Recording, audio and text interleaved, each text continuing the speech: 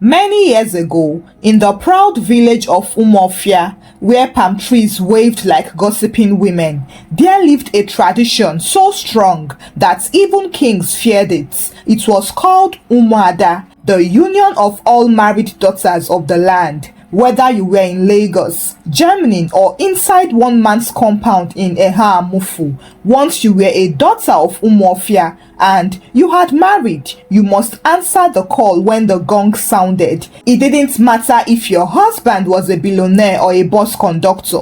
When Umuada summoned you, all you needed to do was to pack your wrapper and return like a respectful kid. At the head of the Umuada was Mbechi Okonkwo, a woman with pepper in her tongue and iron in her hand. She had no patience for foolishness and she feared no man, not even the king. If you crossed her, you would think it was thunder that slapped you.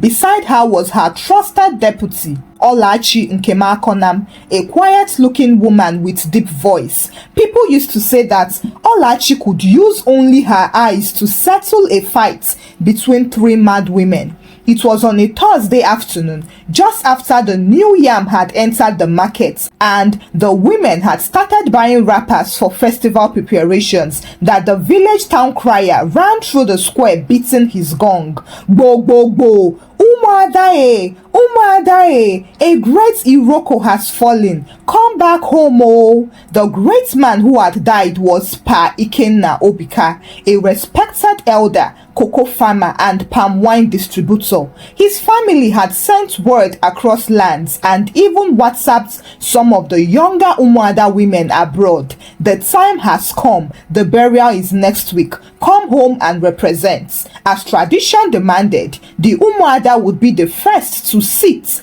and the last to leave during the burial. Their job was to inspect the widow's conduct, ensure the rites were done properly, and shout when necessary.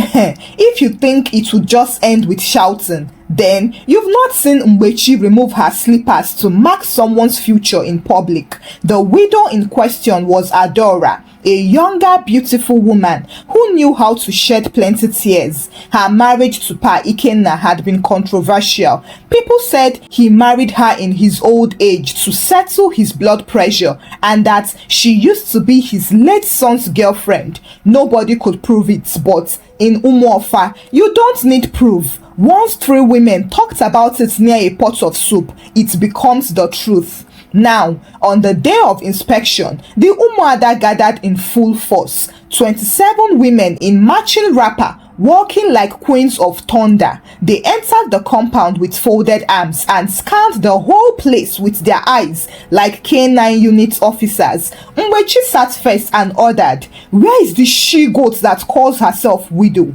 Adora came out with shaky legs, wearing an oversized black blouse and wrapper that looked as if she had borrowed it. "Good morning, Mama." "Good morning, Umuada. Answer us properly before you fall down and join your husband," Olachi barked. Immediately, they began the questioning. Where is the kola nut? Where is the yam for roasting? Where is the fowl for slaughter? Why didn't the widow tie the mourning scarf on her head properly? And why did her nails still have pink polish? Adora began to cry and explained that things had been really hard since Pa Ikenna died and that some of the family members had refused to support her. But Mbechi hissed loudly. "So, you thought if you just cry and show us your expired tears, we'll pity you? Did you pity his first wife when you entered his house with your breast like Confucian?" The compound grew silent. Even the chicken near the door stopped moving. Olachi sighed and stood up. "My fellow Umuada, this burial cannot hold until things are done properly. The spirits of our fathers cannot be appeased with excuses and Mary Kay foundation." So they ordered Adora to redo the kola nut offering, bring fresh palm wine, remove her wig and nails, and appear the next morning wearing morning clothes without deodorant or powder. Tradition demanded sacrifice and even fragrance was an insult. Until then, Mbechi said, and stood slowly like thunder gathering in the sky. "Let the world hear it. Umuada has not sat. The burial cannot proceed." That night, while Adora wept in the backyard and blamed her destiny, the Odogu committee, made up of men who thought women should only cook and give birth, gathered secretly. The chairman, Ichie Obidike, said, "This Umuada wahala is too much. Oh. Tomorrow, we shall bury Pa Ikenna with or without them. What can women do anyway? Let the men bury the men. Umuada should rest. This one is not their business." Oh, dear besties, if only they knew, because in Umuofia, you can bury a dog without the Umuada. But try burying a man now and watch your ancestors sneeze in anger. By morning, the sun rose as if it had heard gossip in the night and wanted to witness the drama. The compound of the late Pa Ikenna Obika was vibrating like market day. Women were frying akara, men were dragging chairs, and the DJ was testing the microphones. 1 2 1 2, check mic, check party. The burial was about to begin, but Umuada had not been officially invited back. Yes, after the inspection drama of the previous day, the Odogu committee, made up of the proud village men who wore red caps as if they owned wisdom, had secretly concluded that Umuada was becoming too powerful. They had even removed the chair line that was usually reserved for Umuada and shifted it closer to the DJ. Just imagine the insults. By 9 a.m., the officiating priest had arrived. The casket was in the sitting room, and the MC was already saying, "Ladies and gentlemen, please, let's get seated for the celebration of life of our dear father, Pa Ikenna Obika." Just then, from the far side of the compound, a sound rose like thunder coming from the ground. "Siebapo, move aside, let Umuada pass." Heads turned, and there they were, Umuada in full battalion. Mbechi was in front, carrying a stool under her armpits. Behind her were Olachi the vice, Nkiru the war commander, Nneka the gossip printer, Ijeoma the choir mistress with no mercy, and at least 17 others. All of them were in matching red and black George wrapper with head ties tied like war generals. Their lips were tight like Judgment Day. They did not ask for a seat. Neither did they greet anybody. They did not even look for direction. They just walked like queens into the center of the compound where the casket was waiting and formed a human circle around it. Then Mbechi dropped her stool with a bam and said, "Umuada will sit before the burial began." There was silence everywhere, and even the men were confused. The MC paused. One man muttered, "Who told them to come back? We've already removed their seats." But nobody moved, because you may fight your fellow man, but no man in Umuofia wants war with Umuada. Asked the spirits. Ichie Obidike came forward and adjusted his cap like an agama lizard, pretending to be a lion. "Mbechi, this burial is under the control of the elders. You people didn't follow due process." Mbechi slowly removed her slippers and held them in her hand like a warning. "Obidike, say that again. Say it with your full chest. So, you want to bury a man without the presence of the daughters of the land? You want to please men and offend the ancestors? Which spirit will accept the kola without Umuada sitting first?" Obidike stammered, and the crowd started murmuring. One boy who came to eat jollof rice whispered to his friend, "Now this type of burial dey sweet pass wedding. Free Netflix." Olachi turned around and pointed her fingers. "Let this be clear. No woman will carry firewood into her father's compound and be chased away by mosquitoes. Umuada was born here. We are not strangers. We are the land." The widow Adora, who had been hiding behind the palm wine stand, came out now wearing a corrected morning clothes with no perfume or wig. She ran and knelt in front of them. "Mama Mbechi, please forgive me. I have done all you asked. The food is ready. The yam is roasted. I even removed my wig. Please sit and bless my husband's soul." Mbechi raised her eyes to heaven as if she was reading the spirits. Then she slowly nodded. "We have heard you. Let the burial proceed. But after this, you will return and sweep this compound with your wrapper. Let tradition be honored." The MC, who had been standing awkwardly near the speaker, quickly changed gear. Ladies and gentlemen, we apologize for the short delay. The Umuada have arrived. The burial may now proceed. People clapped and the music started, but deep inside the Umuada's chest, a different tension was brewing, because earlier that week, the Igwe, the king of Umuofia, had passed a controversial rule saying that Umuada must now seek permission from the male council before gathering for any village matter. It was announced only once and most people ignored it, but not the Umuada. And after this burial, the next agenda on their meeting was the palace itself. It happened 3 days after the burial of Pa Ikenna Obika, when the aroma of jollof rice had barely vanished and the sound of local band drums was still echoing in people's ears. The women were back in their different kindreds. Some were nursing waist pain from dancing, while others were still arguing about who tied the tightest head tie. But one person was not smiling. His Royal Highness Igwe Chikamso Ejimofo, the newly crowned king of Umuofia. You see, ever since he came back from overseas and took the throne after his father died, he had been trying to modernize the community, and that was when he said that Umuada meetings should be streamlined, that village matters should be handled by the central council, and that no group should have unchecked power. In short, he was trying to clip Umuada's wings, but what he did not know was that Umuada is not a WhatsApp group you can mute. When Mama Ngbechi, Olachi and the rest heard about the so-called order, they did not call a lawyer, they called a meeting under the mango tree in Amogudu Square to make their plans. That morning, the palace guards were not expecting visitors. They were playing drafts under the mango tree and eating peanuts. Suddenly, they saw smoke in the air. Well, not physical smoke, but the kind of invisible tension that announces trouble is coming. One guard stood and whispered, "Hope say no be Umuada they come so." The other guard peeped through the gate and replied, "Ah, it is not just Umuada, it is the Umuada. Look at Ngbechi in front like soldier ants, and Olachi's head tie is touching heaven. Somebody must cry today." Inside the palace, Igwe Chikamso was seated on his gold-plated throne, wearing his royal white robe, sipping wine through a golden straw, and trying to update his Instagram story when he heard the chants outside. "Obuanyibu Umuada, we don't sneak, we arrive." He dropped his phone. Who told them to come? Did we approve any visitation? The palace secretary began to shake like pap on hot fire. "Igwe, they say it is not a visitation, no. They say it is a correctional match."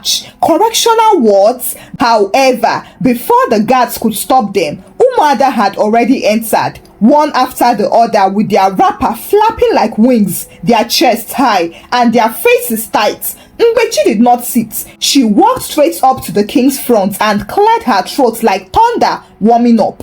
"Igwe Chikamso Ejimofo, you are young, we know. You went abroad, we know.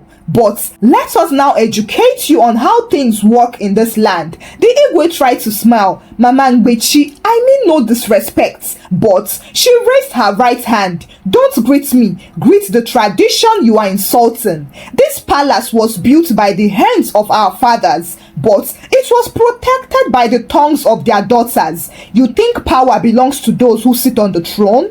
Let me tell you, when Umuada sneezes, even the gods catch cold." The women clapped in agreement. Olachi added, "This throne you are sitting on, who washed the king's clothes the day he was crowned? Was it not Umuada? Who cooked for the visiting dignitaries? Who sang the songs of cleansing after the coronation? Was it not Umuada? But now, you want to silence us. Because of what? Modernity? Is it not modern shame that will slap you when women abandon their husbands and nobody corrects them? Is it not Umuada that restores dignity in broken homes? Mama Nneka, the gossip secretary, stepped forward with a long brown envelope and waved it dramatically. "Igwe, in this envelope are 14 cases from 6 kindreds. Women who have abandoned their children, wives who now threaten their husbands with cutlass, girls who now bleach their skin until the ancestors can't recognize them.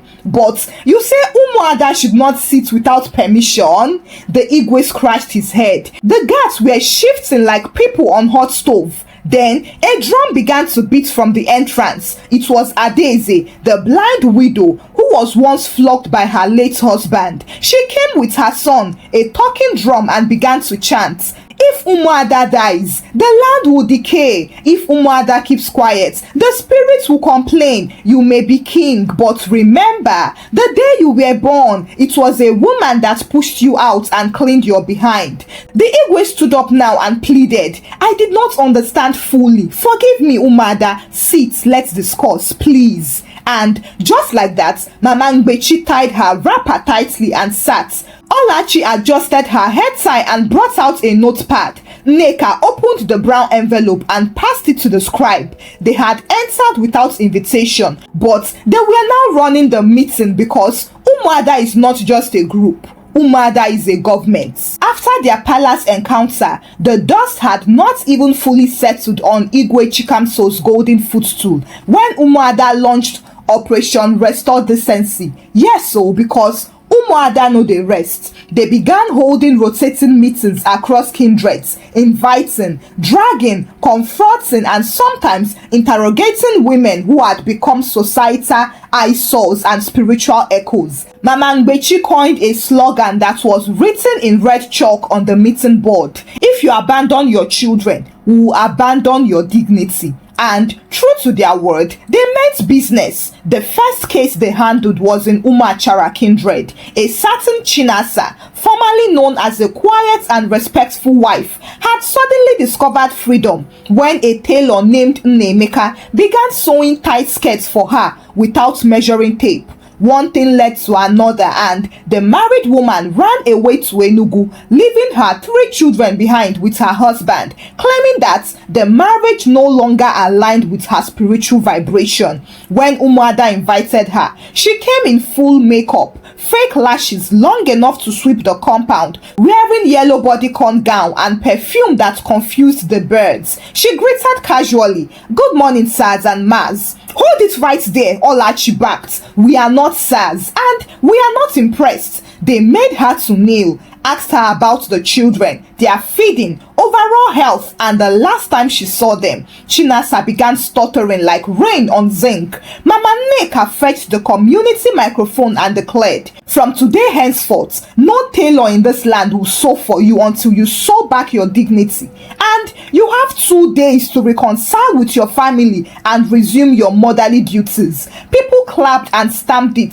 Chinasa was also made to write a letter of apology and to hand deliver it to her husband and mother-in-law, who had been filling in the gap for her. But that wasn't even the climax. So now see, if there was anything that sends Umuada into righteous rage, it is a woman that wants to eat wedding rice from other people's daughters, while her own daughters have used their wombs like coconut shell freely but without any husbands in sight. That was the case of Madame Roselyn Nwaibife Nnaji of Umuabo kindred. She arrived one Saturday with her 2 wrapper layers and her handbag hanging like a peacock. There was a wedding happening that day, and she showed up with a cooler and takeaway bag, walking into the Umuada gathering as if she belonged. She smiled and said, "My sisters, let us join hands and support this marriage. I hope the in-laws provided everything on our list." Before she even finished, Ngbechi had already crossed her leg in confusion.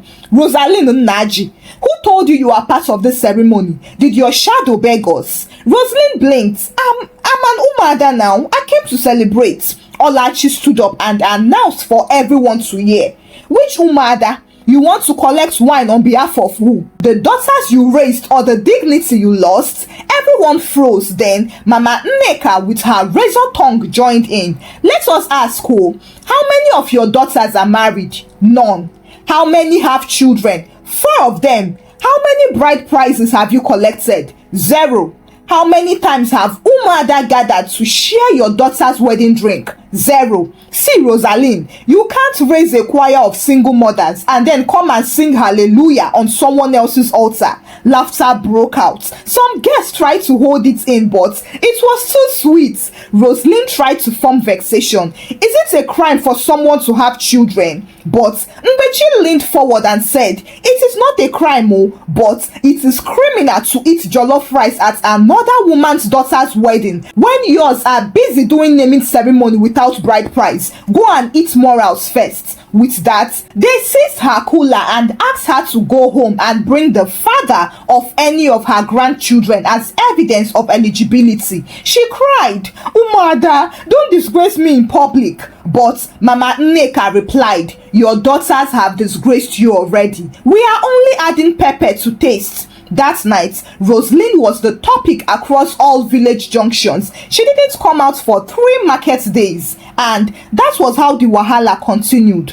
Each Umuada meeting was like courts mixed with comedy. They dealt with different cases, like the woman who abandoned her blind husband after he fell sick and relocated to Owerri to start motivational speaking, the mother who secretly sold her family land to do double-stitched butt enlargement in Ghana, the wife who poisoned her husband's soup because he asked her to stop TikTok dances, and the deadbeat father who returned to claim his children after 10 years of being away. However, in all this, Umuada never raised a hand. They restored sanity and order to the land with only rapper, tongue and truth, such that people would say, if you hear that Umuada is meeting and your conscience is not clear, just start fasting. For many months, the Umuada were feared and respected like the final court of appeal. Well, sometimes they were bribed with 2 cartons of malt and 1 fat goat. They were minding their business when all of a sudden one day, Lolo Ifunanya, the stunning wife of Igwe Chikamso, walked into the village hall dressed like a Lagos politician's wife, flaunting her nails that looked like dragon's teeth. She came to lodge a formal complaint. Mama Mbechi and her so-called Umuada are overstepping their boundaries. How can they be calling women out and embarrassing them? Who made them judge and jury? You could hear a pin drop as everyone froze at her audacity. Mama Nneka was the first to respond. Lolo, with all due respect, if you carry your shoulder too high, thunder will assist you in resetting it. There was mild laughter at the back, but then Olachi stood up and said slowly, is this not the same Lolo whose first child is being raised by one Mama Chioma in Nsukka? The silence in the hall turned thick. Lolo's face froze. Olachi continued, the same child you hid from Igwe before marriage and told the poor woman to raise in secret like abandoned okra. People looked at themselves in shock. But yes, it was true. Many years ago, before the coronation, Ifunanya had fallen pregnant for a traveling merchant who sold textiles. Unfortunately, he vanished after she told him of the pregnancy. Out of shame, she went to give birth in Nsukka and left the child with a distant cousin under the agreement that no one must ever know. Later, she married Igwe Chikamso, who was unaware that he wasn't her first experience of motherhood. Well, nothing escapes Umuada's knowledge. Mbechi had been silent all this while, but now she cleared her throat. We don't disgrace women here, but we don't also allow hypocrisy to stand on 2 legs. You, Lolo, who came here to accuse us? How are you raising the girl child? You are a queen, but your closet smells like dead rats. Lolo tried to defend herself. It was a mistake. I was young. But Olachi was not moved. Then allow us to correct others' mistakes without royal insults. Umuada is not your maid. We are the last mirror of the land, and even the Igwe must face the mirror when his head bends. Unfortunately, the matter didn't end there. Since the Lolo had instigated it, the Umuada decided to summon an emergency gathering of all women in the 6 kindreds, and for the first time, they included palace matters on their agenda. They ruled that Lolo would not be allowed to participate in the next August meeting until she acknowledged the child publicly, showed proof of regular monthly support she sent to the girl's guardian, and finally apologized to the village for attempting to gag the Umuada. It was unheard of, but even Igwe Chikamso did not interfere. He now respected Umuada, and frankly speaking, he had also been receiving anonymous letters about the mysterious child before now. Out of shame, Lolo Ifunanya sent a representative to beg. She pleaded, "I didn't know this one mistake would follow me like a shadow." But Mbechi replied back, "It is not the mistake that is following you, Lolo. It is your pride. Drop it and you walk free." And so, the next week, during the village market day, Lolo Ifunanya stood in front of the square in a plain wrapper without makeup or entourage. She apologized to the Umuada and said, "I was wrong." The entire market clapped, and just like that, the Umuada embraced her again, not as a queen but as a woman who faced her truth. And from that day, Umuada gained even more power until that particular year's August meeting, when the Umuada decided to host a town hall meeting for younger women. The theme was loud and sharp. Talk to your daughters before we talk to them with slippers. The plan was simple: bridge the gap by teaching the younger women the importance of legacy, womanhood, and responsibilities. The topics ranged from why children are not handbag accessories, why marriage is not a red carpet event but a covenant, and how to rise in business without lying about China imports. Mama Mbechi had prepared her best judge rapper and was ready to pass on the baton, but alas, she was met with pure digital pepper. That afternoon, one of the village young girls, a flashy influencer named Adego Swag, posted this online. They said Umuada wants to teach us how to be women. These are people whose daughters can't even stand near us. Abeg shift. This is 2025, not 1920. We know they tie rapper again. The post went viral in 3 kindreds. Another woman named Gloria G Unit posted a skit mocking Umuada with broomsticks tied like rapper, saying, "I was told by the ancestors to fry plantain and kneel down to greet my husband. This is why their marriage is crashed before NEPA was even created." By nightfall, the proposed town meeting had turned into online comedy night. However, by morning, the Umuada were ready.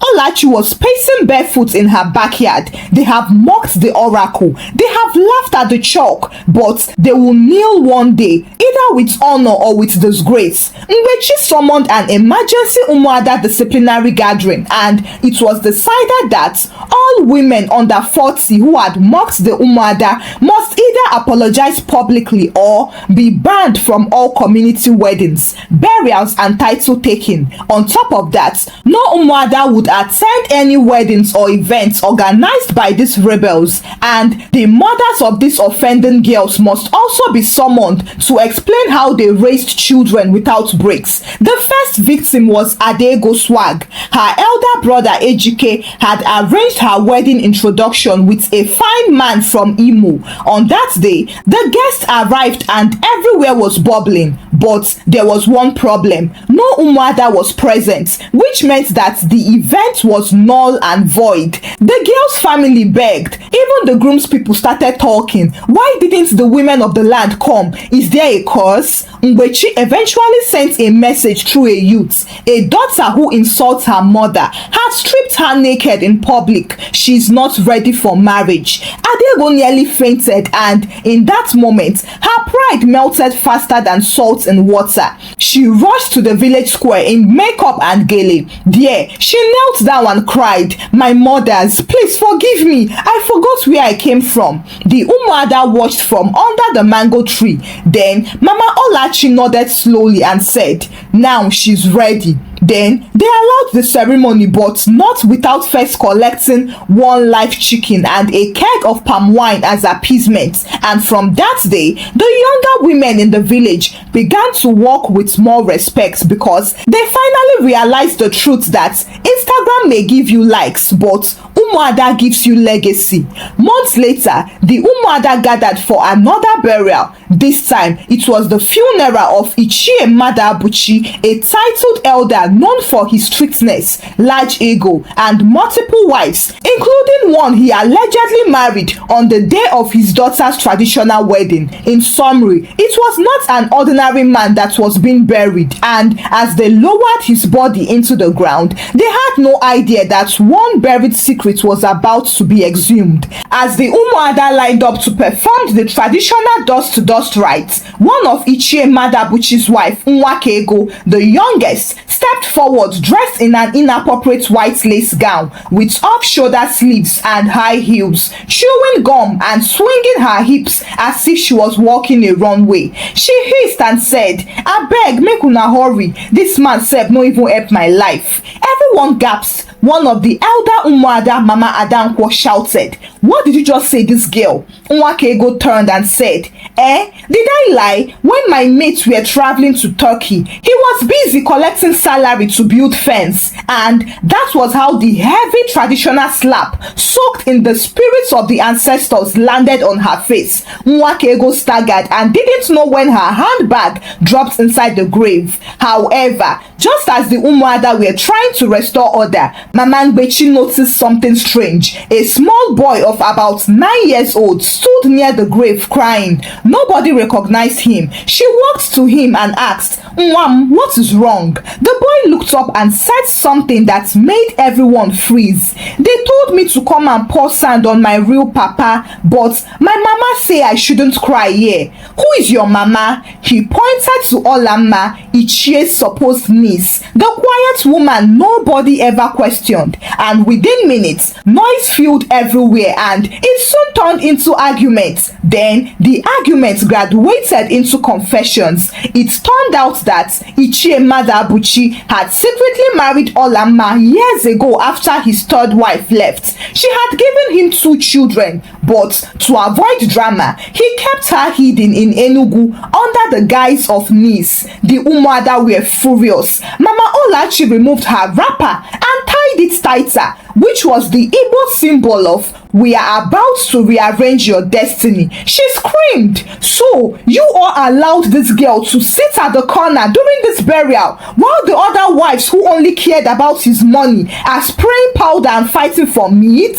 They marched to the family elders and demanded justice. The elders began sweating and tried to beg, "Please, let peace reign. It is just burial." But the Umuada refused. The land must know the truth. His children must know their siblings. Let the dead rest with clean hands. They immediately called for the recognition of Olamma and her children and demanded equal burial rights for them. She was invited to perform the dust to dust while the other wives watched in silence. That evening, as the sun set over the village and the villagers sat eating burial jollof rice, the Umuada gathered in their corner victorious. Mama Ngbechi raised her bottle of malt and said, "We don't fight for ourselves. We fight for truth, for justice, and for women whose voices were swallowed." They burst into their Igbo chorus, which extolled ancestral pride and external womanhood. And one by one, the women returned home, leaving their footprints and unforgettable memories.